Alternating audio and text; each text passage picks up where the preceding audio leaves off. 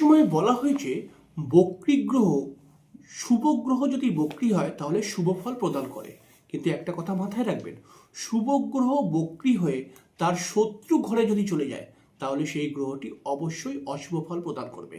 বক্রী গ্রহটি যদিও বা শুভ গ্রহ হয়ে যেই ভাবের অধিপতি হবে সেই ভাবের ভালো ফল এসে গেলেও সেই গ্রহটির কারকত্ব অনুসারে খারাপ ফল আসবেই আসবে।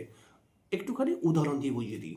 যেমন ধরুন, চন্দ্র একটি বক্রী গ্রহ, চন্দ্র তো বক্রী হয় না, বৃহস্পতি একটি বক্রী গ্রহ, মানে বক্রী আছে আপনার জন্মছকে।